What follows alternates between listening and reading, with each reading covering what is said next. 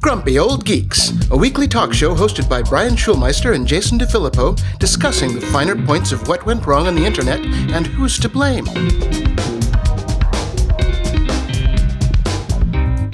Welcome to Grumpy Old Geeks. I'm Jason DeFilippo. And I'm Brian Schulmeister, coming live from a basement in Toronto. It's very Wayne's World. It very much is. I'm in a garage. You're in a basement. At least I'm not in my mom's basement anymore, so that's good. That's good. True. I own this basement. It's my fucking basement. I don't own anything, so this is not my garage. Okay. I own the chair that I'm in. That's the one thing that I own, I guess. Well, there you go. I'm trying standing this week. It's all new. Yeah. Fuck that noise. I'm still recovering from my salmonella. I didn't know that you could relapse if you, it's kind of like remember I said it was like the flu? And I had that bounce back like it was, like when you're done with the flu, you're like, oh my God, I'm Superman. I went for a nice long hike. And then the next day and the next day I couldn't get out of bed. So. It may not have been a relapse because I've been following the news since I've gotten back from the United States, and it's moved well beyond lettuce. So like pistachios will kill you, ground beef will kill you. I can't even remember what else. There was quite the list of things. There's glass in some fucking popsicles. Good job. Jesus Christ. Good job over there, guys. We're turning into Australia. Everything will kill you. That's it. Seems to be. Well, anyways, let's move on with the news. It's been a bit hyperbolic this week with this Meta court case. It very much feels John Oliver. We got him. This time we got him. Except we've all seen this before and we never get him. And for anybody that doesn't remember that was like 8 years ago when John Oliver had that button. That's how long ago that was. That was Trump won. We still haven't got him. And we still haven't got him. God damn it. Anyways, this is the headline. Meta faces a $1.4 trillion reckoning in latest trial over social media addiction. So yes, this week they've gone to court in yet another trial over social media addiction and other alleged harms caused by its apps. This case is the latest test for the platform, which is facing thousands of lawsuits over its handling of user safety and its impact of its apps on teens' mental health. It kicked off on Tuesday in Oakland, California, after Meta lost a last-ditch attempt to get the case dismissed last week. It could see testimony from top officials at Meta, including Zuck, which could result in record-breaking penalties for the company. So this comes from the 2023 lawsuit brought against Meta from dozens of states, which have accused Meta of intentionally creating addictive features and violating consumer protection laws, which plainly they have. Yeah. In their own words, they have. From their own research, they have. So anyways, we will see. We've got California, Colorado, Kentucky, and New Jersey in this particular case. 25 other states are also suing Meta over alleged violations of the COPPA Act. So I don't know. What? I mean, plainly, they have done these things. Now, the $1.4 trillion amount is a bit exorbitant, and even the judge on this case has said that that's a little outlandish. However, the judge also said that what Meta is hoping for, which was much less, was also not on the table. So, I mean, we'll see what happens. I don't know. I mean, if they're found guilty again, this could be a big deal because the lawsuits are stacked up like a mile high after this one, all for the same stuff. So, yeah. And nobody's out there. Nobody wants to see them win. Everybody is against Mark. Sorry, Mark. But yeah, you have squandered any public trust you once had a long time ago. So, whoa. When did Mark Zuckerberg ever have any public trust? When Facebook first came out, people loved it. When Instagram first came out, people loved it. Well, no, people loved Instagram until he bought it. Now we're just addicted to it, Anyway, Speaking of being addicted to things, Pornhub parent company ILO, formerly MindGeek, will pay $120 million to settle 2 class action lawsuits alleging its platforms profited from child sexual abuse material and sex trafficking. Mm-hmm. The cases involve people who appeared in videos uploaded while they were minors, including alleged trafficking victims. The settlement covers anyone under 18 depicted on MindGeek-owned sites between 2011 and 2014. 2011 and 2024. Me read good one day. ILO denies wrongdoing, and the deal still requires court approval. They're just a platform, Jason. They're just a platform. $120 million and we didn't do anything wrong. Okay. Yeah, payments will begin with $25 million in 2026, followed by 6 annual installments. ILO also agreed to strengthen safeguards, including age and identity verification, automated and human moderation, consent documentation, trusted flagger takedowns, and reporting suspected abuse to authorities. Now, we've got the addiction side going on with Meta over here. I bet that there are just as many cases that could be made against Meta and Facebook and Instagram for this exact same thing, you know? So round 2, once we get all of the money out of them for their addiction, let's go after them for the abuse. Come on. Sure. Why not? In for a penny, in for 200 million pounds.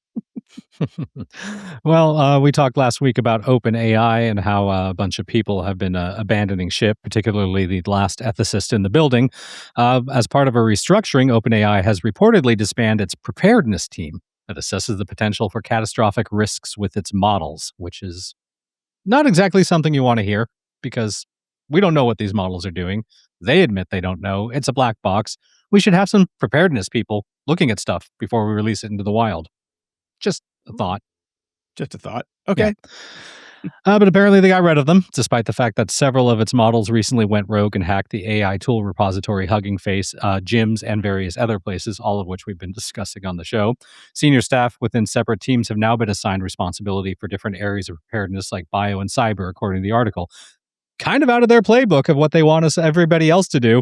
You've got AI now, so, you can get rid of a bunch of people and have the people that you keep do more work. Yeah. Yeah. Use your AI to do that. So we're going to streamline and you can do more. The people that get to stay get to do more things. So he's also asked employees to cut back on side quests and focus on its core ChatGPT business. We shall see what happens with any of this. But of course, and exactly 24 hours after that news hit the headlines, in a reply to Engadget, OpenAI has denied disbanding its preparedness team.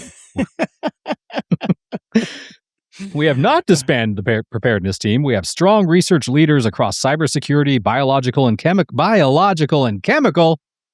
What the fuck are these people doing? And AI self-improvement capabilities, all reporting to Sachi Jain, our head of safety, a company spokesperson said in a statement. Gadget understands that Dylan Scaradinero is no longer head of preparedness, which is the only change to the team. We apologize for this inaccurate information. Obviously, we use ChatGPT to prepare our report. Yeah.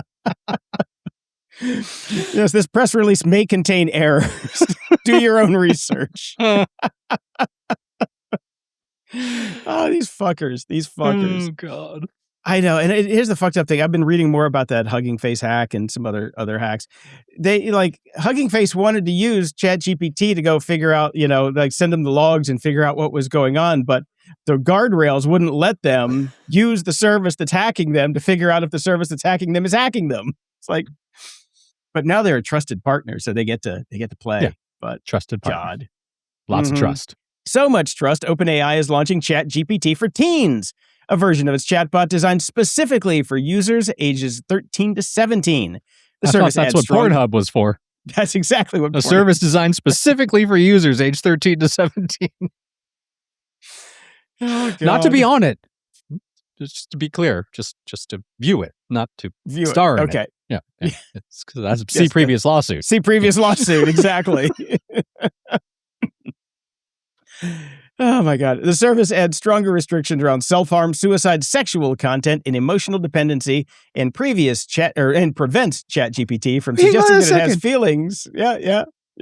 Why don't we just have the same amount of restrictions for everyone around self-harm, suicide, sexual content, and emotional dependency? Why not all of us? I was going to get to that, but you beat me to it. Okay. I agree 110%. It's like, this is the bad shit, but we don't want the bad shit to get to everybody, just the kids. Let the adults adult. Fuck them. Which is really screwed up because the adults are the ones with the credit card. So you figure the suicide, you're going to lose a paying customer at that point. So yeah, I get wanting the emotional dependency to be there. Hook them hard. But yeah. Good Lord. Yeah. Anyways. First trip to BetterHelp is free. But Jesus Christ. No. It says OpenAI says users identified as minors will automatically receive the teen experience. The fucking teen experience. Hate, angst, and social ostracization and all that Smells shit that comes like with teen being a teen. angst. Using age assurance systems that estimate age based partly on behavior and queries. So if you say 6, 7, and bro a lot. Yeah, if you say bro. Yeah, hey bro. You're in. And they're going to, they'll tell your parents. That's the upside. They'll tell your parents if you're being a naughty boy, and the parents can set quiet hours. But I've done enough, being online. You have, Brian, and everybody listening to the show has, to know that this is not going to do a goddamn thing. Any teen worth his salt can get around this. It's not hard. I mean, I like all the idea of all these controls. I mean, it's good. I've recently got into the world. Well, recently, it's been like a year now. We got our kid a Nintendo Switch last Christmas, and I like all the controls that are there. They built in a lot of great parental controls. I like the fact that they're building in parental controls for this as well. But to your point, once they get to a certain age, they're smarter than us. They know how to get around this stuff. For teens, come on, give me a break. If a teen wants to be on ChatGPT and I've slapped a quiet hour on it, that fucking kid's going to be on ChatGPT unless I slap a quiet hour across his face. Zip ties, Brian. Zip ties and ball gags. That's what you're going to have to do. Zip ties and Wi-Fi's gone off, and I put a Faraday cage around my entire house. That's yeah. That's it. It's like Tony Stark. You press a button and ching, ching, ching, ching, ching, ching, Faraday. Ooh, there's a business model, my friend. There is a business model there. But they're saying a 2025 Common Sense Media study found that more than 70% of U.S. teens had used AI chatbots for companionship, which makes me sad. Go outside. Even if you're an introvert. Touch ass. Yeah, touch grass, touch ass. I think we got to make that a shirt now at this point. It seems to be the solution to all of these problems. Like, get the fuck outside, people. Yeah. Seriously. Well, here's the funny part. A CNBC Generation Lab survey of more than 1,000 Americans ages 18 to 34 finds young adults have sharply soured on AI industry leaders, which is why they're focusing on the 13 to 17 right now to make sure that when they get to 18 to 34, that they don't hate them and want to kill them. That ship has sailed. Didn't I tell you about that? I talked to my friend that's got 15, 16, 17-year-olds. I've talked to a couple of them recently. Every one of those kids absolutely hates AI. Hates it with a passion. They cannot stand it. Yes. So that these companies are in trouble. For many, many reasons. But yeah, that's... legally and otherwise, yes. Legally, ethically, financially. The Ouroboros is getting to the head. It's done with the tail, it's getting to the head. Yeah. Asked who they trust to act responsibly on artificial intelligence, most respondents said they trust none of the 9 executive surveys. Palantir CEO Alex Karp ranked lowest with 81% expressing distrust. Peter Thiel, Mark Zuckerberg, Elon Musk, and Sam Altman also drew distrust from between 69 and 79% of participants. Microsoft CEO Satya Nadella performed best, but only 35% said that they trusted him. We're number one. Yeah. The results reflect broader concerns over privacy, degraded online platforms, and technology's impact on democracy. Respondents were also skeptical of AI itself. 45% said it would negatively affect their careers, while 40% supported government regulation. 60% said construction of AI data centers should slow, suggesting the company's leaders may even be less popular than the technology they're promoting. It's a clusterfuck right now, Brian. It's a clusterfuck. It sure is. And you just actually mentioned these kids' concerns about technology's impact on democracy. Well, the House Office of Legislative Counsel is being swamped with AI-generated bills that are riddled with wrong terms, incorrect citations, and other mistakes, according to Politico. Hopefully not like, oh, shit, we put in the wrong country, we suggested bombing. But, could be. More and more representatives' offices are using publicly available general AI tools like ChatGPT and Claude to write their legislative proposals. Politico sources said lawyers at the U.S. House Office of Legislative Counsel are spending more time to review and rewrite them than they would have if they had written the bills from scratch, which is my point 99% of the time. Also, my wife's point about legal stuff, all the lawyers using ChatGPT and other things right now. It is quicker to do it from scratch yourself than to use these tools and then have to go in and fact check and edit and blah, blah, and blah, blah, and blah. Just do it yourself, people. Anyways, sources explain that AI tools tend to miss nuances and tiny crucial details, which could have a huge effect on how a law is interpreted and enacted. Wade Ballou, who headed the office for almost 10 years until 2024, said AI can't determine whether a pot of money should be a tax credit, a tax deduction, a tax exclusion, or a grant, which could be problematic with my tax dollars. There's all this stuff going on with these things. I want somebody to add in a prompt injection to just tell me if Mitch McConnell is dead or alive. That's it. Dead. He's dead. He's dead. A lawyer who worked with the office also told Politico that AI would incorrectly cite previous statutes and drafts. AI-generated proposals are also creating a different kind of problem. Congressional staffers reportedly aren't as deeply familiar with what their bills are about and hope to accomplish anymore because they didn't fucking do the research themselves. Yes. No shit. Yes. God damn it. You know, there's the old axiom: if you want to be able to learn something, be able to teach it. You know, if you can teach something, that means that you have proficiency and you know enough about it to pass it on, and you have a grasp of the material. If these kids can't even reflect what the bill's about, then they have no understanding whatsoever. It's just it's sad. It's fucking sad. The reliance on this stuff is getting out of control. There's no doubt about it. Here's a bright spot, Brian. I just want to break up the show with one little thing. A group of protesters dressed as Gandalf gathered outside Peter Thiel's residence in Argentina this week, objecting to the tech billionaire's growing ties to the country. The demonstration followed reports that Thiel has purchased a mansion there and met with President Javier Milei. How do you pronounce it? Milei? It's Milei, right? Javier Milei? I believe so, yeah. It's been a while since I've had to talk about Argentina. My bad.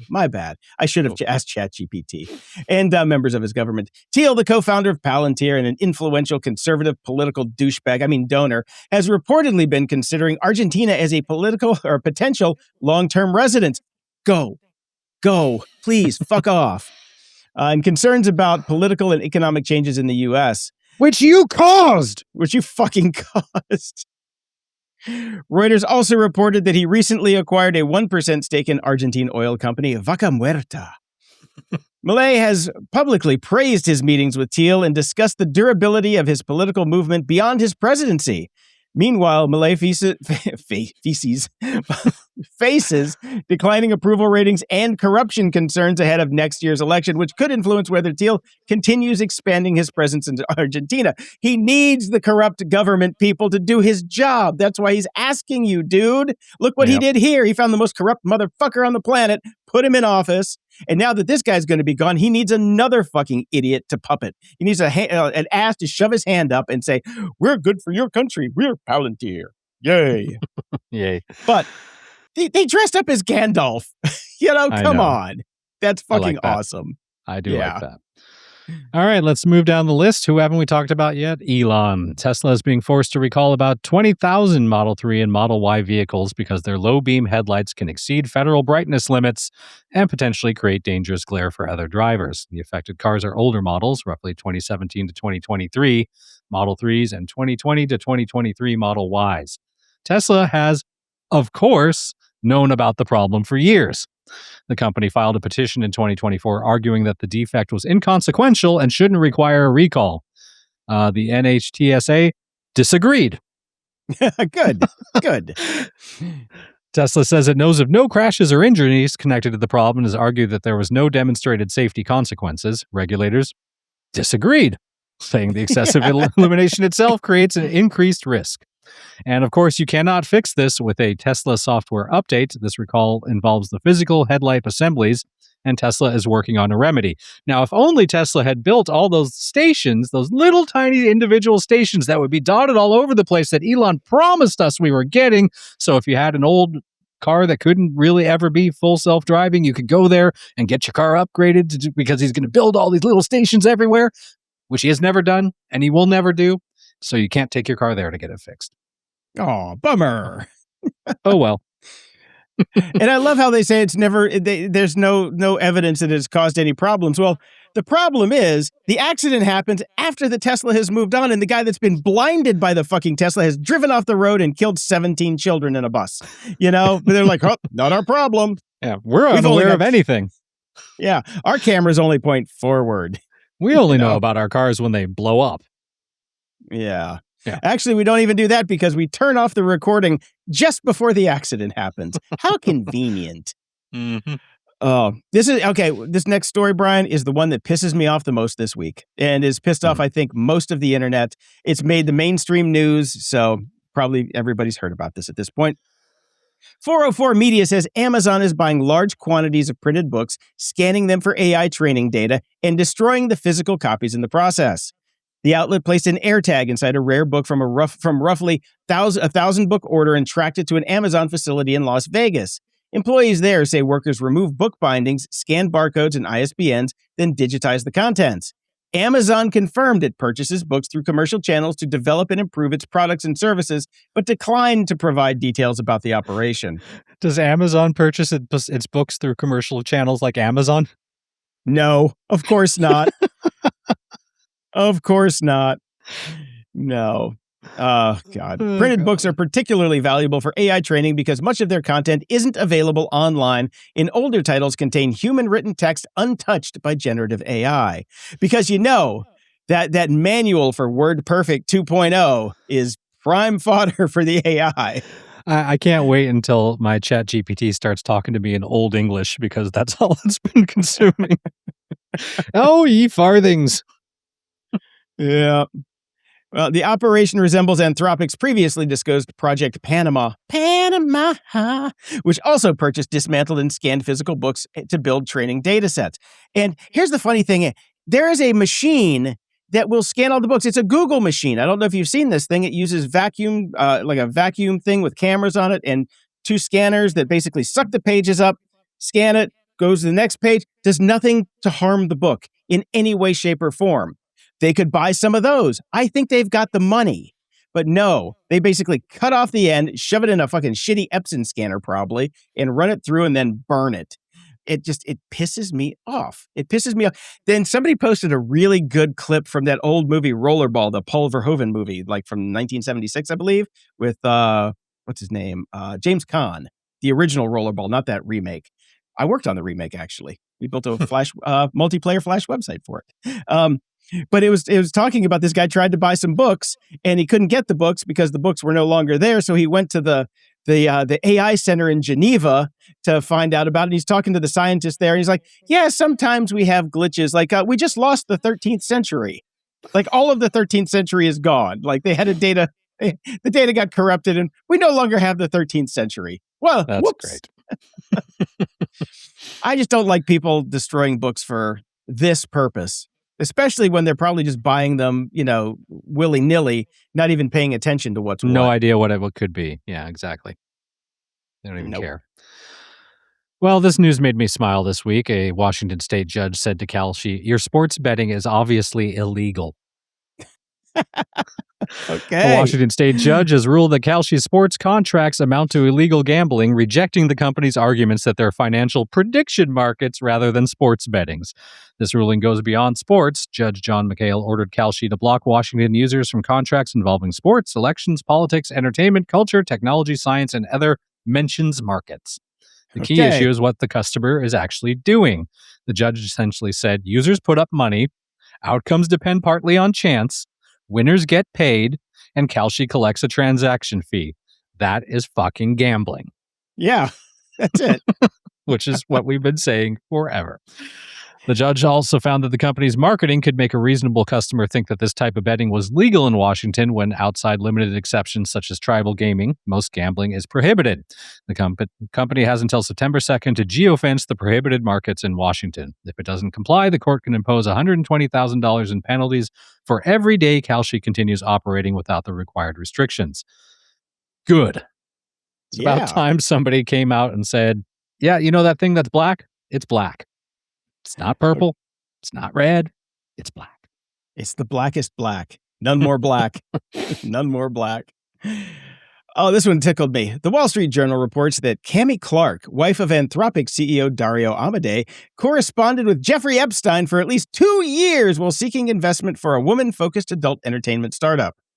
Introduced through literary agent John Brockman in 2011, Need some talent? Epstein. Yeah. Clark invited Epstein to dinner, shared film concepts, and later pitched a social dieting app collecting users' nutrition, menstrual, mood, and location data. At the time, Epstein was a registered sex offender. So, but here's the funny thing: what I've been hearing and seeing about this story is, if you ask Anthropic, or if you ask Claude, and Claude is Anthropic's, AI, about Cammie Clark, it seems to have amnesia. It doesn't really know much about Cammie. We've lost the 13th century and Cammie. And Cammie Clark, yeah. So she's been dating Amadeus since 2014, and she's apparently influential at Anthropic. But she's never held an official title, which is interesting. They describe her as a strategic advisor and sounding board for her husband. She now regularly accompanies him to major wives. That's a wife. Accompanies him to. He's got more safeguards than his AI does. That's true. It. AI he needs has more a wife. safeguards than Claude. Yeah. All these AI programs need wives. You're not really going to tell them to do that, are you? Can we find Mrs. Claude? Where's that Mrs. shirt Claude? Does not look good on you. No. Oh, desperately seeking Mrs. Claude. It's just funny. What the fuck? These people. It just shows you the kind of circles that all these people work in, you know? Yeah.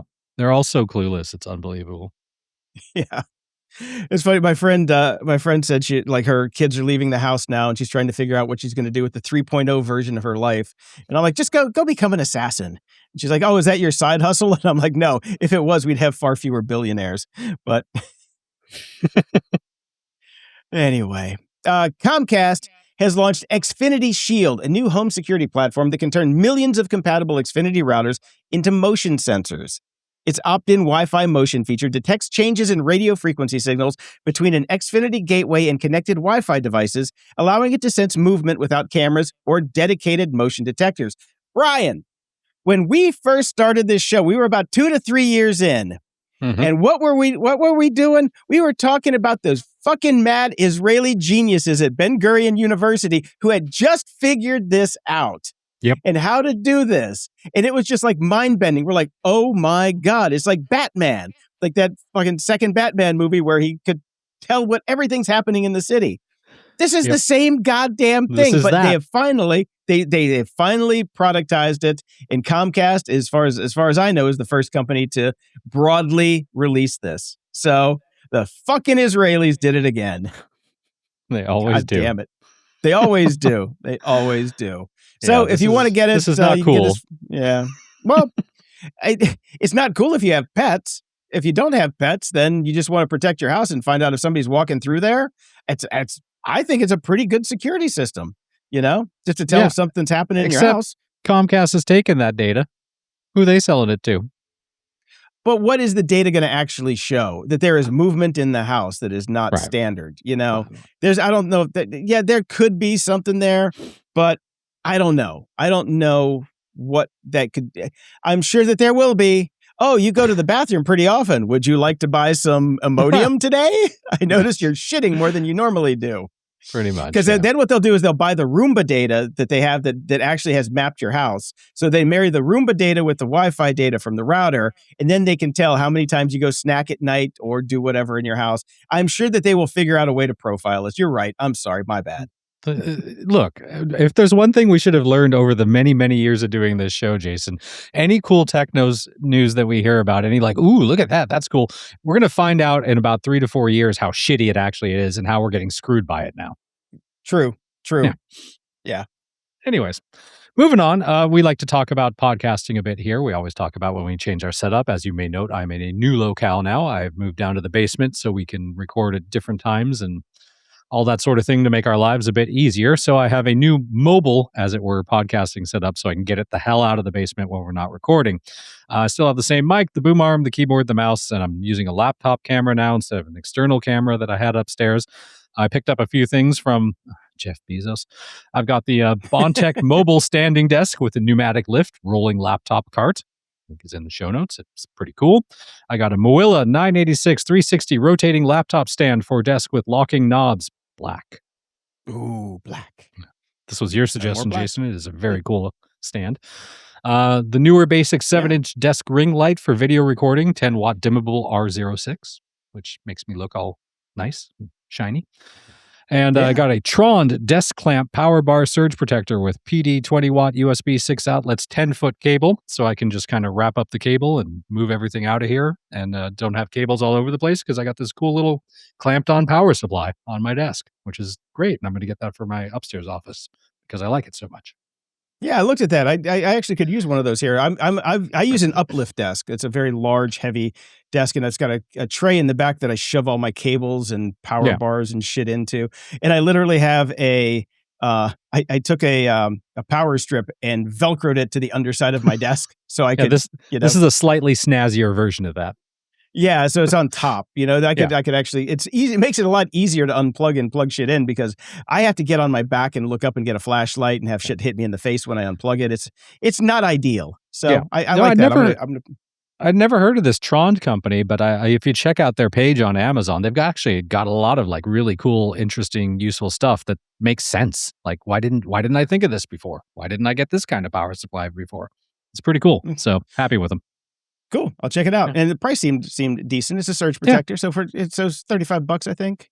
I don't know if that was 35 Canadian or US because you linked to all the Canadian sites. I had to buy them all in Canada because, I wasn't shipping them to my mom's house. I was shipping them to my house in Canada. Yes. So, and I didn't want to pay the stupid tariffs. Well, Brian, years and years ago, we talked about how shitty the Sonos app was when it basically imploded. The CEO had to leave because his app was so bad. So I guess they've got the vibe coders on it now because it has come back with a vengeance. Oh, you don't have any Sonos in your house, right? Anymore. No, you only have them in your office. Had at the office, still there as far as I know. Well, I don't know where the office is. Still with the boss. I'm sure he's got it at his house now. So I've got about 8 Sonos around my house, and I've got the new app. The new app has live activities on its iPhone app, bringing real-time speaker controls and playback information to the iPhone lock screen and dynamic island. Mm-hmm. So those vibe coders have been busy, and I tried it out this morning. There are some improvements. Here's the most major improvement. It doesn't take 4 fucking hours to load. It has been incrementally getting better as it went, but after this much time, and this is their big news, that they've added features that have basically kind of been stock for every other audio program that I have. It's like, oh man, they have shit the bed so bad. The only saving grace for Sonos is that they sound so fucking good. Well, also you're all locked in. You've spent the money on these expensive speakers. You're not going to ditch the whole system. You're just going to grit and bear it until they fix the damn stuff. That's kind of it, man. Yeah. That's kind of it. Like if you could just snap your fingers and replace it with a completely different system, you would have ages ago. But you're locked in. But and what's better? What's out there that's better? You know, nobody's really doing this stuff. That's true. Yeah. So you're definitely stuck. They are the monopoly. But it's a nice update. So I'm kind of glad that they've at least got around to doing something. Now, here's a piece of home tech that I'm glad I never bought. An outage affecting Pet Libro's internet. That's Pet Lil Bro. As soon as I saw that, I'm like, hey, Pet Lil Bro. Yo, what's up, Pet Lil Bro? Huh? These are internet-connected pet feeders that left some cats without scheduled meals, according to reports from The Verge, and frustrated owners. Well, hopefully really it was Garfield. Off cats. Yeah. Garfield's had enough lasagna anyways. Yeah, seriously, man. Have some quinoa, you little shit. The disruption began on August 11th, and customers said feeders remained offline or behaved inconsistently even after the company said service was restored. Pet Libro CEO York Woo said feeding schedules are stored on the devices and should run without an internet connection, but acknowledged reports of failures and promised an investigation and expanded support. Sounds to me like the feeding schedules are not being stored on the devices because they are not running without the internal connections. So you should work in support, Brian. Yeah. Or at least, product testing, because that's pretty key, you know? Sounds like it didn't work. Yeah. How much testing did that take in the lab to figure that out? Hey, Joe, you want to unplug the Ethernet? Okay. You know what? Hey, Joe, wait, Joe, did you unplug the internet? Yeah, I think. Maybe. Did it still work? Yeah, it still worked, but did you unplug the internet? No, I guess I didn't. Okay, well, never mind. We'll just keep going anyway. It's like, what the fuck? I feel like I do more testing when we're going on a flight on my kid's iPad to make sure that the videos he downloaded will play without an internet connection than this company did with their own goddamn product. Seriously. I test that iPad thoroughly every single time. I go through every app. I put it in airplane mode. I make sure it's not connected to anything. Okay, now let's load Disney. Yes, his downloaded videos are playing. Okay, now let's load Netflix. Yes, his download videos are playing. These guys, nothing. Nothing at all. So, all it takes is one dead pussy and they're in trouble. So they need to get their shit together. You were waiting for that one, weren't you? No, I just came up with that one. Sorry. It's also what Epstein said. Yeah, too soon, Brian, too soon. So Sam Neill died recently, and over the break I watched the original Jurassic Park on my big 75-inch TV because I wanted to see if it held up. It doesn't really. It's okay. It's not as good as I remember. I mean, it's not as good as I remember it. Because I saw it in the theater, and it was great, and all that stuff.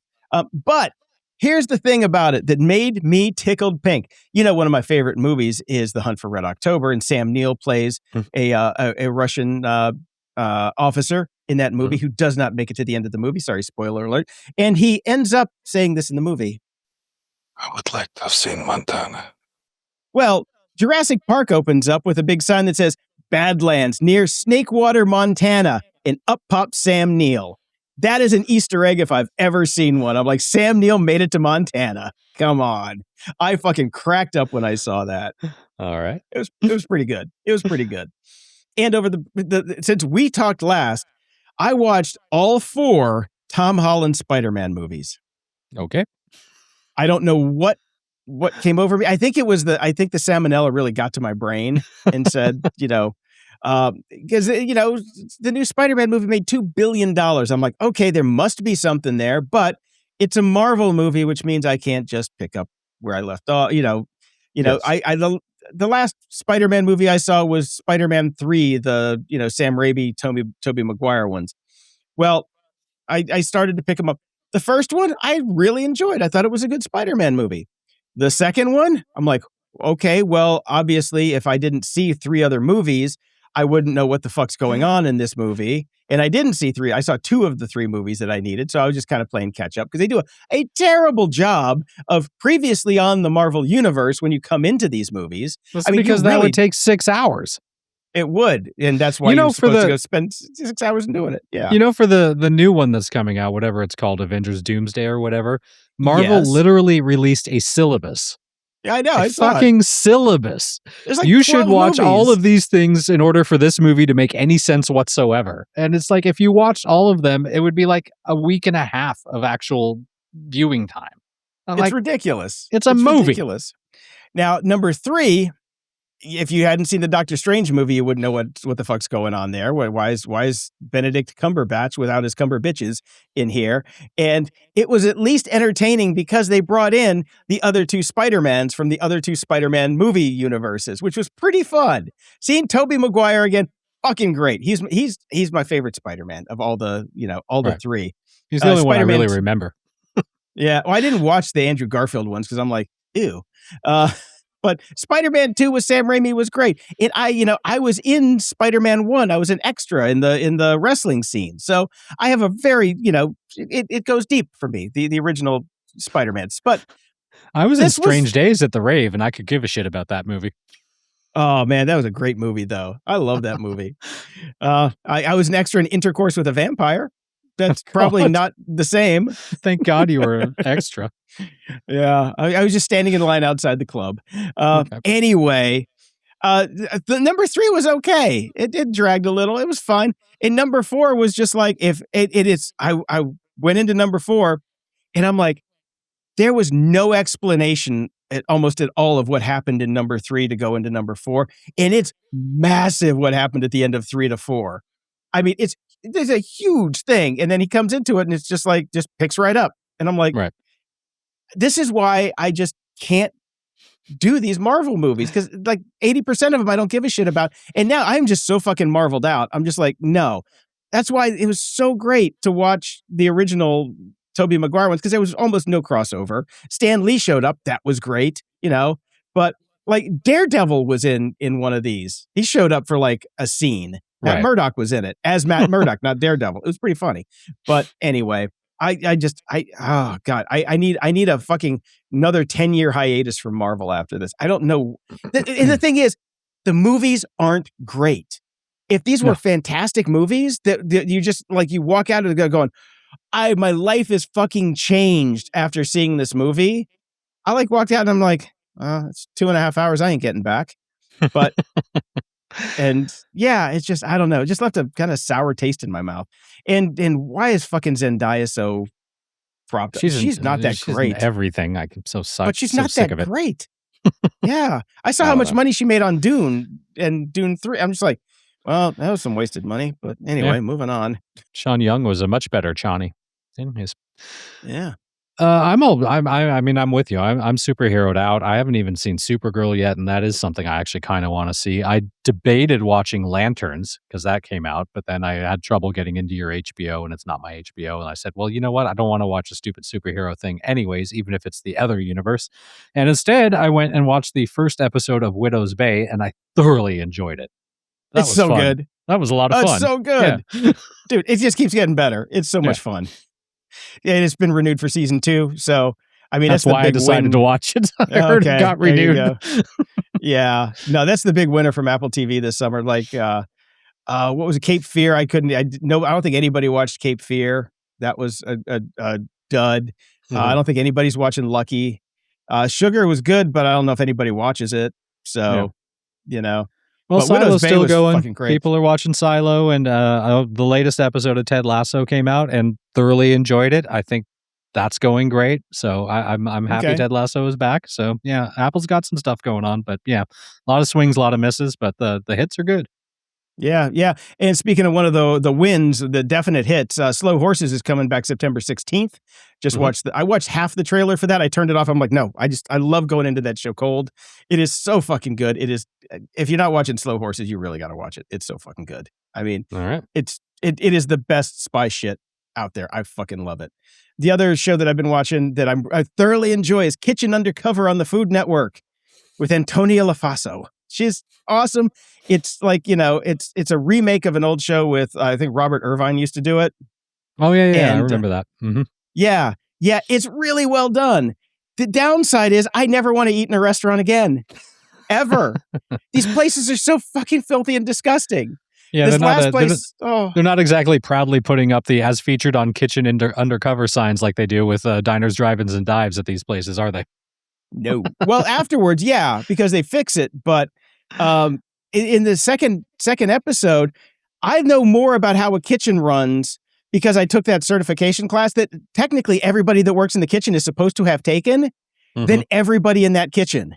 I was just like, oh my God, they didn't even know about the danger zone between the hot and the cold where you're supposed to keep stuff. They didn't know to keep a running 4-hour log. All this shit that you're supposed to do in a kitchen. None of it. And it was so great. Even Antonia sent in secret shoppers and they bought the fish tacos and she's in the hidden truck going, don't eat the taco. she's like, I'm going to owe her a trip to the emergency room after this. I'm like, oh my God. Funny thing is that was the favorite thing that she liked on the menu, but it looked so gross. But anyway, it's a fun show. Highly recommend it. Awesome. And finally, HBO has, they've renewed Welcome to Derry. So you can watch season 1 of that now if you haven't watched that yet. I'm so far behind on my It viewing. I haven't even seen the 2 movies. I've got to go do that first. And, I just because it's one of those things. It's a horror thing. Like I can't. My wife is just out. So finding the time to watch horror is really difficult. Like I have to sneak in Widow's Bay. She won't even watch that. So. Yeah, and you still haven't seen Alien Earth, which is I haven't fantastic. seen that either. Yeah, that was on your summer plans. You said you were going to watch Alien Earth this summer. We ended up watching all 3 seasons of Broadchurch. Yeah, see, I would definitely say Alien Earth is better than Broadchurch, personally, in my opinion. But right, and I like Broadchurch, but come on, anyway. Let's move on to a little bit of literary news, Brian. All right. After 25 fucking years, I finally canceled my Audible membership. 25 years. The first purchase in 2001 that I bought on audible.com was Snow Glass Apples by Neil Gaiman, which, is a great poem. Not poem, it's just a short story. It's a great short story. But I finally finished out my run with 1,076 books in my library, which I think is respectable for 25 years. I think it's fairly respectable. I had some extra credits lined up, so I spent my credits and then just canceled it. So I'm going to save $275 a year on that because thank you guys, you too, Brian, for Libby, because everything that I want to listen to, I can get on Libby. It might not be right away, but I've got so much of a backlog of shit that I want to read, and I don't have to read the latest book when it comes out. Period. I am going to keep my Kindle Unlimited subscription though, because I do get a lot of value out of that compared to the Audible. The Audible is like 22 something a month, and you get 2 books. With Audible Unlimited, I've got 6 books that I'm juggling at any given time with my daily readers and stuff that I'm just even popping up for research. Kindle Unlimited is for $12 a month is a great deal. If you use it, it's a great deal because there's a lot on there. There really is. I mean, it's not the latest and greatest stuff, but I don't read the latest and greatest stuff. I don't care about the latest John Patterson or whatever novel that's coming out that you can buy at a fucking airport. Anyway, but Libby is phenomenal. I'm so happy that you and everybody else turned me onto it finally. That I finally got off my ass and did it, So I do have 3 books that I finished. Certainty, a novel by John Twelvehawks. John Twelvehawks did that other series that you and I both read. The Traveler. Which I think it was called the Fourth Realm trilogy, which ended up being 4 books long, which I don't think I've ever read the 4th one, but I didn't either. I didn't know that. Yeah, I kind of got burnt out on it. Yeah. Well, skip this one. This was half like future tech, and it's half like it's weird. It's like the problem with this book is the future tech that he's talking about we've already passed what most of it is. It's here already. Yeah. It's here. It's long gone. It's like, 6 months. It's 6 months ago, you get a free version of 11 Labs, and most of the shit that the AI can do in this book can be done for $1.95. Like literally. It's like, and it felt like it was written by a boomer who just read like a 10-year-old Wired magazine. That's too bad. I like that Traveler book a lot. Yeah. I mean, his style is good. It's just he really sucks on the tech. He really sucks on the tech. So it just took me out of it way too much. And since it was mostly some of the linchpins for the story were about the tech, it missed.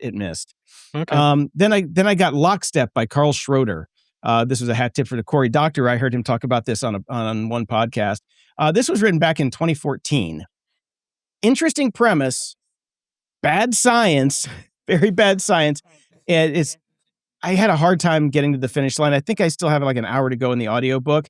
It's about a civilization. It's about, humanity 14,000 years in the future who have kind of mastered cryobed and cryosleep technology. So everybody goes to sleep on a schedule so they can travel between the stars. And while they're sleeping, they've got robots that do, resource gathering and things like that, like mining and shit like that. And so the premise sounds good, but his science sucks. He doesn't even talk about relativity or anything like that because you're traveling these distances. Time is going to dilate differently at different speeds for different, planets and things like that. Doesn't get into any of that. It's kind of just a weird, kind of almost a young adult novel in some aspects. It's because the protagonist is a kid who fell asleep for 14,000 years because he was off, and then his brother and sister turned out to be assholes when he got back. Who they've only aged 40 years in the 14,000 years because they go to sleep so often. But from an interesting premise at the beginning, it's pretty good, but it does not. I can't get to the end because it just doesn't hold me. So that's why I think it might be more young adult than anything. So if you're not that concerned about the science, that's a problem. But now the last book, A Gift of Time by Jerry Merritt, and we get a hat tip to Joe E on Discord. For this one, he's the one that recommended this one. This was from 2017, and this one is a fucking stunner. This is one of the best science fiction books I've read probably in a decade. Right. And I mean, the short premise is it's about an 80-year-old guy who's coming home to kill himself because he was done with his life and whatever. And time-traveling shape-shifting alien lands in his front yard. and hilarity ensues. There's actually not much hilarity in the book. But it's a really well done time. I mean, it is a really well done time travel book. as far as time travel books go, I think this is one of the better ones because it kind of just throws out this thing that's like the universe doesn't give a fuck if you time travel. It's like there's no great time police or any shit like that. It's like if you can do it, off you go. So damn the consequences. It's really well done. It's a very smart book. It has very much hints of The Martian in it about how he's going through the science of it because this guy was he was a PhD, an 80-year-old PhD and scientist before he was going to kill himself. So he was a very smart guy, had a great life, very, very wealthy. And so he goes back to his 10-year-old self or something, downloads back into his 10-year-old self at a different timeline. It's really good. It's a mind bender. It's really fun. And the character development, top notch. Like all in all, I think this is one of the most solid books that I've read in a long time. The sad thing is it was written in 2017 and this guy hasn't really done much since then. Yeah, that's too bad. Jerry Merritt. But if you got to have one good book, this is one of them. This is a great book. You might actually have to buy it from his site for the print version if you're going for that. I don't know what I got it on Audible, but he's got some kind of interesting stuff, but he's got his own website, so you can go find it there. Finally, I tried to get back to Dungeon Crawler Carl on book 3. I got like 20 minutes in and I got so bored. I'm just like, no. If you're going to have this kind of like built up world like that, I'm like, it made me think about Discworld and just wanted to go back and read Discworld novels. Yeah, I also bought book 3, and it's one of 3 books that I have sitting around, kind of waiting for me. And I started to read it too, and then I got kind of bored by it. It's too much the same as the other ones. There's not enough growth or change or anything else happening to pique my interest. Maybe after I've taken 6 months, 7 months off, I'll take a look at it again and pick it up, and maybe it'll be interesting then at that point. But this is definitely not a series that I think you want to try to just slam through, and I think many people feel that way. I just want to say something quickly about Dungeon Crawler Carl and it going so mainstream. There is no bigger sign that some book has gone mainstream than it's at what remains of a bookstore at an airport. As I was going through LAX to fly back to Toronto, there's like 4 Oprah Books of the Week Club, and then there's just a stack of Dungeon Crawler Carl books everywhere. Like this has exploded. So, okay. Well, anyways. that would explain why you and I probably couldn't get into book 3, because I think we kind of maybe have more sophisticated tastes than the general airport. I mean, and not to brag on people who like it. I mean, if you like it, you like it. I loved book 1 and 2. I thought they were great. Fun. And and most of the people in our Discord chat were just like, they kind of got tired of it too. They're just like, somebody said it's like when you need a spreadsheet to figure out who all the characters are. Because I guess as you keep going, they keep introducing more and more characters, and it's like it gets harder and harder to really figure out who's doing what. But it wasn't even that. It was just it's the same premise over and over again. Okay, they got to fight and kill and move their way through the dungeon. Yeah, exactly. So. Well, along with book 3, I can tell you another book I'm not going to read, and I saw this article about it over on Slate, Silicon Valley Dreams of Authoritarianism. This is The Nerd Reich, Silicon Valley Fascism and the War on Democracy by Gil Duran. Reading the article was enough for me, and doing this podcast is enough for me. I do not need to read this book. Well, as one of my final credits on Audible, I did get it, so there's a link in the show notes for it. So I'll 2X it and let you know how it goes. All right. It just came out yesterday. Yeah, I just got it yesterday. So when I'm done with my current slew of books, I got to finish Lockstep because I'm too far into it. I just need to see how it ends. But what's really good about Lockstep is I know that there's no sequel, so it's one and done. There you go. Welcome to the Dark Side with Dave, with a podcaster who never sleeps, Dave Bittner. Welcome back, Dave. You have been traveling around the world. You've gone to different conventions and vacations, and we've missed you. We've missed you so much, Dave. So welcome back. Thank you. I missed you all as well. It is good to be back. And yes, I was doing quite a bit of traveling here, there, and everywhere. But no, it's nice to be back. Jump right in. I was at Black Hat, I guess 2 weeks ago now, which is I thought you were going to DEF CON. I thought no, I went to Black Hat. So DEF CON immediately follows Black Hat, so I did not stay for DEF CON. And I was really only active at Black Hat for 2 days. I flew in on Tuesday, recorded all day Wednesday and Thursday, and then flew home on Friday. 2 days is about the right amount for Vegas, I find. It is. Especially when it's 115 degrees. It's like my house. Yeah. I mean, it's just a different kind of hot, even though it's a dry heat. My biggest concern when I arrived there was I was staying at the Luxor, which is Yeah, it's a bit fine. old. It's old. It's fine. And the for Black Hat, the nice thing about the Luxor is that you can walk to the convention center indoors. You don't have to go outside. Yeah. So my concern when I got to my room was the air conditioning going to be able to handle the extreme heat, being that the outside wall of my room was black, a pyramid facing the sky. So it did. it was the concern is being able to sleep, right? Yeah. So I went to the local pharmacy and got a little fan, so I could put on the night table just in case I needed that. And it was fine. Anyway, I had a good time at Black Hat.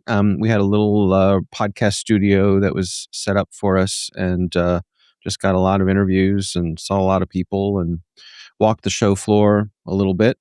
So did you get any good gadgets or anything? No, I did not. Didn't really go looking for anything. I mean, everybody wanted to hand me a T-shirt or a pair of socks. Socks are the big thing now because really? They're smaller. Oh. Yeah, because they're smaller, easier to carry than a T-shirt. And I feel like the thing with the T-shirts was every time someone tried to hand me a T-shirt, I was like, the last thing in the world I need is another T-shirt, right? Because I have probably 50 T-shirts, of which I probably wear 10, at any regularity. So anyway, I mean, Black Hat was interesting. I feel like a couple years ago, the tone at Black Hat was everybody was sort of looking around at each other warily and saying, so are we going to do this AI thing? And this year was like, so we're doing this AI thing. We're all in. Yeah, we're all in, and doesn't matter. I mean, that was the only thing anybody wanted to talk about. Everybody either has an agentic AI solution or a way to protect you from the other person's agentic AI solution. And that's where we are right now. So I think some people are genuinely excited, but it was hard to not be cynical walking through the show floor and just through the hallways and just seeing sign after sign after sign talking about how agentic AI is going to save the world. Or destroy it. One of the two. Right, exactly. So I was thinking about it today. I was sitting here going through some stories, and somehow the topic came up. I saw someone was writing about the transition to 5G cellular. And I was reminded of how in the lead up to 5G becoming a thing, we were in a similar hype cycle. It was going to transform the world. Right. And I had all of these people pitching us stories and coming on the show to talk about their solution to all of the things that 5G was going to bring us and all of the great things it was going to bring us and all of the security problems it was going to bring us. And it was faster internet. Pretty much. Yeah. Like, I mean, it is faster most of the time. Can handle when it works properly. Yeah. When it works, it's great. It's amazing when it works. But did it really change much? If anything? Nope. Didn't really. I'm sure there are folks who would take issue with that, who would say there are edge cases in niche places where it's made all the difference in the world, maybe in industrial control systems or who knows. But so that got me thinking about the hype cycle that we're in with my AI ground stuff. Zero for those stories is one simple thing that we told was this amazing invention was coming. They didn't tell us anything about it. This is going to transform the world. It is a revolutionary technology, and then they was finally it codenamed Ginger? No, I can't remember what show they unveiled it on. I think it was like a prime time or it was a talk show or something like that. It was the fucking Segway. Yep, that was Ginger. That was codename Ginger for months. And now, maybe you see a postman on it. That's basically what we're at. Yeah. Yeah. So, postman and mall cops. Really. Mall cops. That's all I see is mall cops. Yeah. So that is always like that's my platonic ideal of the tech, the way tech works. It's revolutionary and then nothing. Well, we go from the Segway to the blockchain. Remember the blockchain? Blockchain was going to completely revolutionize cybersecurity back in the day because we had, a chain of custody for everything everybody did. Smart contracts, man. Smart contracts. That's right. Yeah, NFT is going to change the art world. The only thing the blockchain is good for is trying to track down the cyber criminals that have used it to steal all of your data. That's in the in the ransomware. That's how the blockchain has revolutionized cybersecurity. For criminals, it was fantastic. Crypto, cash for criminals. Yeah, that's it. Yeah. So there we go. So I think AI is probably going to be the same thing. We'll see. I mean, I think there are legit uses. So I'm not. I don't know if it's fair to say I'm down the middle when it comes to AI because I'm not all pessimistic about. I'm not completely pessimistic about it, but I'm also not all in on that it's going to be a great thing either. My concern is that AI ends up being our generation's version of asbestos in that, it's this great thing that's going to have all these benefits. And then we realize we're going to spend decades cleaning up the mess that it made. Yeah. In all of our code bases and all of our, everything. The economies. The economies. Right. Yeah. Right. The brains of all the children who have been basically rotted out from using it. Right. The lack of books that we found out just recently in earlier in the show that have all been destroyed to train it. There's so much bad and so little good, I think. Yeah. I saw a thing today that especially someone did a study of students, middle school age students, and the AI does help students do their homework faster. They get better grades on their homework, but they do 20% worse on their tests. They understand it less. Yes. Yeah. Yep. Yeah. But then you have to say how much of that is AI and how much of that is Instagram, that has trained them to have these, the attention span of a goldfish. You could say the kids stopped reading long before AI. Yeah, they can't read anymore and they can blame AI, but I think that may have, that boulder may have started down that hill, maybe a decade ago. And now it's just picking up steam because AI is just behind it, pushing it along. Yeah, this is why I keep all my technology locked into closet, and my son is out there churning butter right now. Excellent. That's right. I mean, you could also make the argument that it might not matter in the future workplace, where if everyone's job is somehow tethered to AI, then the types of thinking that are so important to our generation and before might not be as important. On the other hand, it just might mean that there aren't jobs to be had. So, we'll more middle management is the thing. It's like, right. Why would you have a middle management when you have an agent? Right. What's the saying? At last, automation has come for the white collar jobs. Yes. Yeah. So, I had a good time at Black Hat, and then came back on Friday, and on Saturday headed to the beach. Nice. Went to Bethany Beach in Delaware. I don't know if either of you are familiar. I have been there. I've been there, yeah. It's a lovely beach, kind of in between Ocean City, Maryland, and Rehoboth Beach, which is a larger resort area in Delaware. So I think Bethany calls themselves the Quiet Beach. We couldn't afford to go to Rehoboth when I was a kid. We would go there for like lunch and then come back to the other one. That's it. Right. Yeah. Exactly. The odd thing, though, was for the time we were there, we could not go in the ocean because of jellyfish. Oh. Yeah. So we have in this neck of the woods, we have sea nettles, which is in terms of jellyfish are not that high powered. I've never been stung by one, but my understanding is that it's kind of like a bee sting. But it was very strange to be at the beach, see all these people sitting on the sand, enjoying the smell of the salt air and the sound of the surf, but nobody's in the water. Everybody stay hydrated. You never know when you're going to have to pee on someone. Exactly. Right. Well, and my wife said, she's like, I don't want to go to the beach because part of enjoying the beach is being able to cool off in the ocean. Yeah. There was a water park nearby that said, "Come enjoy our jellyfish-free lazy river" on their big sign outside. So I think they were doing good business that week. But it made me wonder what happens to East Coast resorts if this is the new normal. The part of what they're speculating is that with warmer temperatures, the water's warmer. Jellyfish love the warmer water. That pushes them in closer to shore. And here we are. So what if during the peak of your vacation season, there's 2 or 3 weeks, maybe a month in the middle where nobody can go in the ocean? Everybody's building pools. Yeah, we just cool the ocean. Come on. Oh, yeah. Right. Get some of that melting ice from Greenland and just tug it down to your beach. And then you can say, hey, look, we're jellyfish free because we've got the iceberg from Greenland that just cracked off. And, that'll be the thing. I guess you could go in the ocean in a neoprene wetsuit or something. That would be fun. Yeah.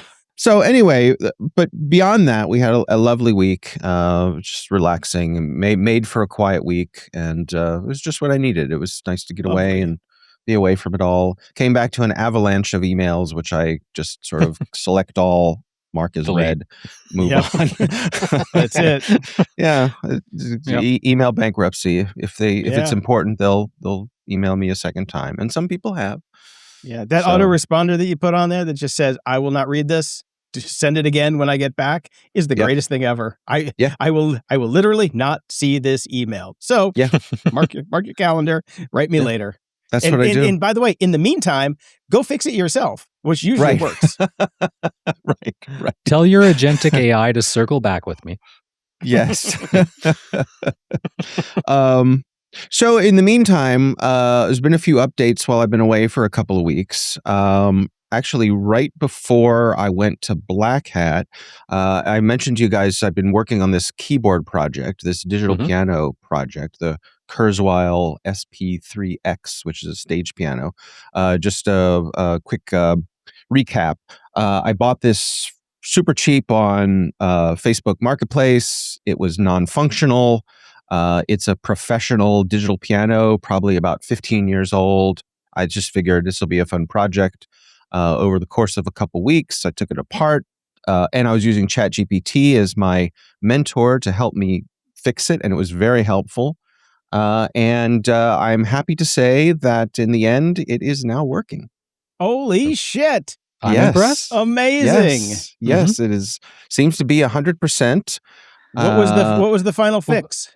Well, I would say I did a recapping is what did it, replacing all the capacitors, which is kind of that's what you do these days. That's the usual suspect in terms of electronics from that age going bad. What happens is the capacitors go bad and then they just short the power through themselves rather than acting as a capacitor. But I ruled out a few things. I was really getting discouraged because I had gone through several rounds of trying to hunt down things and fix things, including a couple of capacitors. And remember, I purchased the thermal camera. Yes. Which pointed me to a couple of capacitors. I replaced those. Still didn't work. And I just thought, well, what the heck? I'll just replace all the capacitors I can, which is about 10. So just had a little soldering project. Probably took about an hour or so. And I was not at all expecting anything. Put it back together, powered it up, and the display came on and went through its boot up sequence. And I plugged in some headphones and put them on, and I hit a key and a piano sound came out, and I went, oh.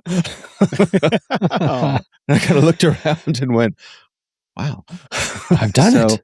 I did it. Yes, it's alive. It's alive. So more important than the final fix, Dave, what was the final tally in terms of cost?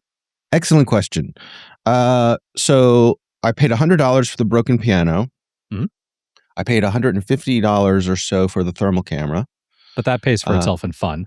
Well, exactly. And I'll have that for the rest of my life. So it's practically free.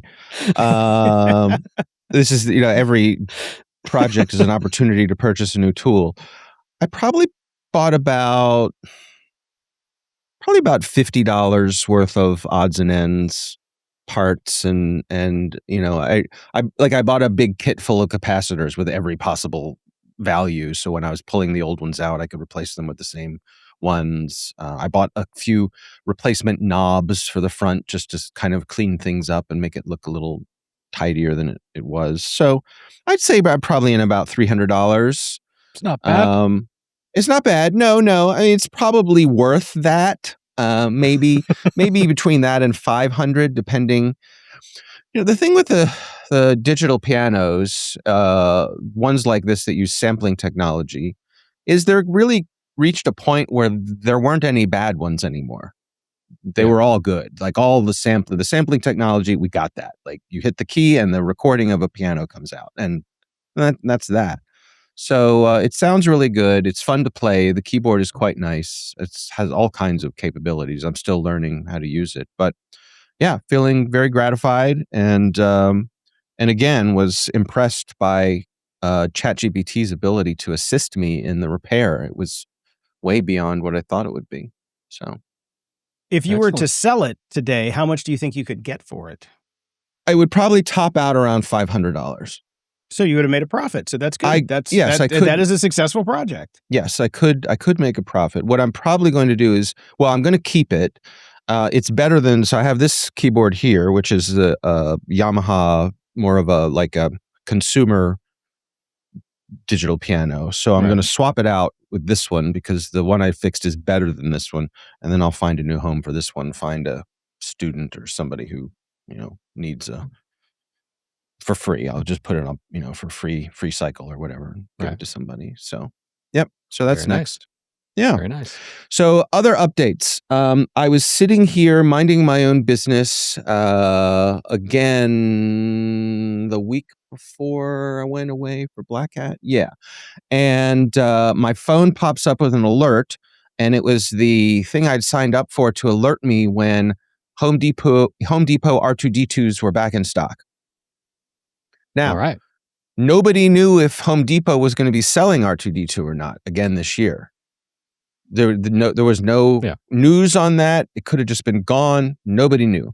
So this thing pops up on my phone. I immediately, homedepot.com, go in, it pops up. Sure enough, there's 300 of them available. Like, okay, order. Can you please ship to me? I get to the shipping, filling in my payment information. It says there are 34 of them available. I passed her name. Right. Hit pay. I'm sorry, this item is no longer available. Oh, Dave. Autofill. You should have this shit ready to go. So I go home and getting caught up with my wife about the day. And I said, oh, by the way, this happened today. This thing popped up on my phone, and, the R2D2s became available, and I wasn't able to get one. And she said, oh, I saw that too. It'll be here Wednesday. That's nice. A good wife. There you That's a good wife. You almost had two R2D2s.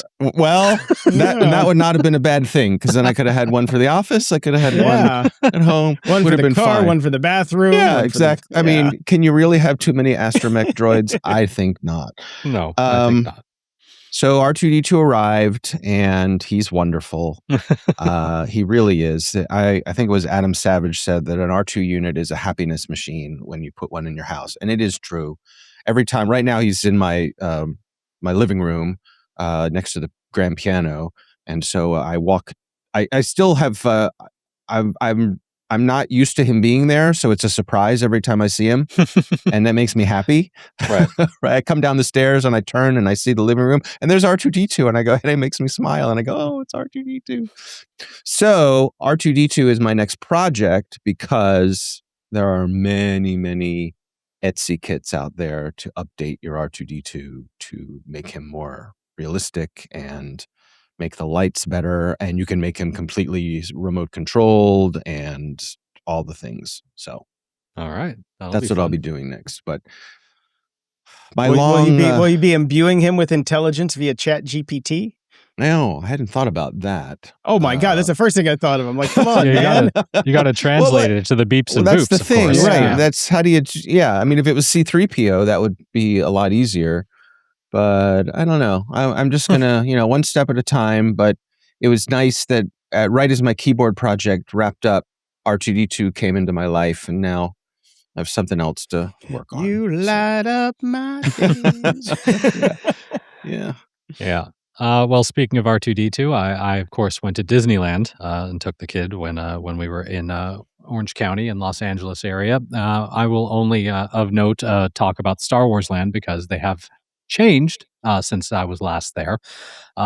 I didn't see too many characters, so it's not like I saw the Han Solo in the bad wig running around or any of that. Unfortunately, I did see an R2 rolling around, which I hadn't before. The music has changed. They don't no longer do the Galaxy's Edge soundtrack that he wrote specifically for it. Which I actually enjoy. You now get all of the Star Wars. You get the Star Wars theme. You get the Empire theme. You're hearing all of those classic things that we all know so well. And I find that that's actually a great improvement. As much as they wanted to do the immersion and have its own thing, having all the real Star Wars music is fantastic. I went on the Smuggler's Run, which has been redone for Mandalorian and Grogu. Oh, it was nice. It was fine. It's it's the same ride. It's just a different thing on top of it. So that was fun. It was just a good time. And since then, of course, they've had D23, which is the big conference, Disneyland conference, and they've announced all sorts of other things that are to be happening. And they've rolled out like interactive Ewoks that you could buy that then interact with different things within the park when you're there. And didn't get to see any of that. I was there before any of that stuff. But I do like that they're continuing to invest in the area and make it bigger and better and do new things all the time. What it really needs, of course, is another ride, but I don't know if we're ever going to get that. So we'll see. I also think it needs a big restaurant. Yeah, it does. It does. As much as I like Uga's Cantina, and they have some very tasty beverages there and some fun food, they don't have a big sit-down immersive restaurant. Yeah. So did your son keep his promise of only going in Star Wars Land? He did not. Okay. We had a bit of a curveball in that some friends went with us and their daughters, who Lucas is friends with, and so there was a lot of negotiation about going and doing different things. The one plus that came out of that, though, is my son has been he's not the most adventurous lad.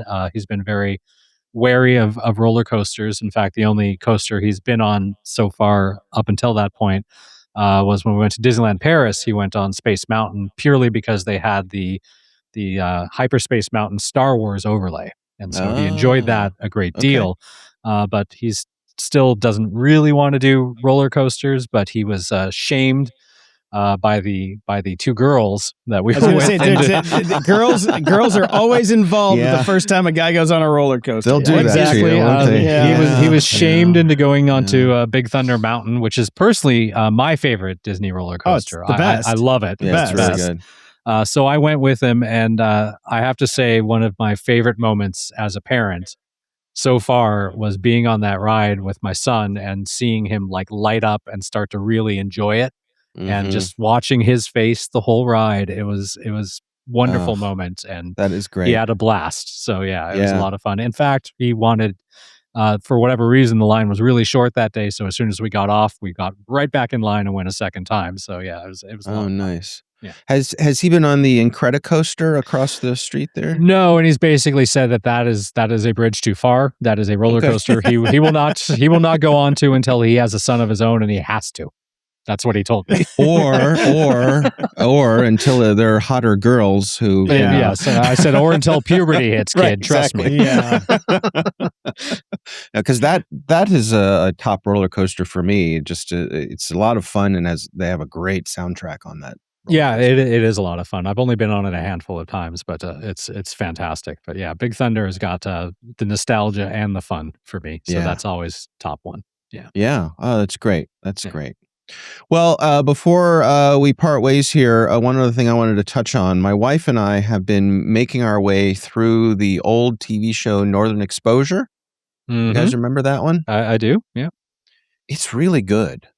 It's really good. I call it Twin Peaks Light. Yeah, that's fair. It is the Coldplay to Twin Peaks Radiohead. Yes, I do not disagree. What I love about it, I think it holds up. I don't think it's a show that could be made today. Certainly not on a broadcast network. Maybe a cable channel could make it, but it's just delightfully quirky and gentle and affectionate. The characters are interesting. It's a little mystical. And so I'm enjoying it. We're enjoying it together. It's just a really nice, gentle thing to watch before you go to bed at night. That's not going to get you riled up. It's not going to get you mad about anything. It's sort of a warm embrace of a storytelling kind of show. So for folks who haven't seen it, go check it out. And if you haven't thought about it in a while, it's worth a revisit. I don't remember ever finishing it. I know I saw some of it, but I do remember that I actually had the soundtrack CD back when they used to do these sorts of things, and particularly loving it because it was all over the place. And I just looked it up really quick. So like Daniel Lanois, Booker T and the MGs, Etta James, David Schwartz, Leonard Skinner. Like it was a really good soundtrack. That's a mix. In particular, though, one song in particular, because this was a staple on K-Rock, the alternative radio station when I was a kid, Don Quixote by Magazine 60. If you've not heard that song in a long time, it's friggin' awesome. Yeah. Well, the DJ at K-Bear, Chris Stevens, one thing I noticed, this would probably drive you nuts, Jason, is just how he completely misuses his SM7B, which has no pop filter on it at all. It's just it's a naked SM7B, and he's all over the thing. Yeah, but it's okay. I'll allow it. They didn't have good microphone protocols on WKRP in Cincinnati either. So, what are you going to do? Yeah, that's true. Yeah. All right. Well, we're glad you're back, man. Glad you're back. Good to be back. Good to be back. Yep. So I'll see you guys next time. Talk to you next week, Dave. Well, let's talk about the people who keep this show going. Over on Patreon, we've got a new subscriber, Giovanni. Welcome, my Italian brother. And we'd also like to thank Rick, Greg, James, Andy, Lorvox, Took, Chris, Adit, Frankie, and Gabriel. Thank you all so much for your continued support. Thank you. Nobody at PayPal from now or over the break. So I guess if we don't do any shows, the PayPal money drives up. Okay, Brian. Well, now that you've got your basement lair, no excuses anymore. We're going to tether you down there. Still taking off. Still taking breaks. Okay. Well, I have no excuse, so I'll just be here. I don't have anywhere to go. I'm just stuck in a fucking garage. Anyway, over the tip jar, we've got Theodore, Jeffrey, Sean, and Dahl. Thank you all so much. No new merch. We got to put up those new shirts. And no reviews. If you would like to keep this show on the air, if you do like listening to us, please consider donating. You can go to gog.show/Patreon. Actually, you can't. You can go to patreon.com/GOG. I'm dyslexic. Give me a fucking break. You can sign up for as little as $3 a month, but you can give us more if you like, and you get the show early, ad-free, and in high definition. You can go to YouTube and sign up for a membership there if you want, and you do get the show early and ad-free as there as well. And you can buy some merch that Brian is so lovingly showing us on his screen. It's the old DVD screensaver. It is. It's like a screensaver. Dong, dong, dong. You can go to shop.gog.show for that stuff. We're going to put some new stuff up there. I have a new Elon Kills Babies shirt that I'm working on right now that I'm waiting for the test to come through to see if it looks any good, but I like the shirt. I sent you the artwork for it. Yes, I think it's very clever. It's like a 50s, horror movie poster that ChatGPT actually helped me make. And, when I went back to trying to change something on it, they're like, "Oh, this completely breaks our terms of service. You can't do this." I'm like, "But you made it." But they're like, you did it. But it breaks our terms of service, so we can't fix it. I'm like, okay. I love guardrails. So until next time, the sound they make when they break. Exactly. Until next time, I'm Jason DeFilippo. And I'm Brian Schulmeister. Thanks for listening to Grumpy Old Geeks. Get all the links and goodies from today's episode at gog.show/759. Want to keep the grumpiness alive? Toss a few bucks our way at gog.show/donate. Every penny helps keep the show on the air. Love the show? Share it. There's a share button in your podcast player. Use it to spread the grumpiness to friends, foes, and everyone in between. We'll love you for it. Swing by GOG.show to join our Discord and chat with us and other show fans. Got thoughts, feedback, cool links? Hit us up at GOG.show/contact. And don't forget to leave a 5-star review at GOG.show/review, and we'll read it on the show. And we've got that merch. Snag your grumpy gear now at shop.gog.show. Stay grumpy.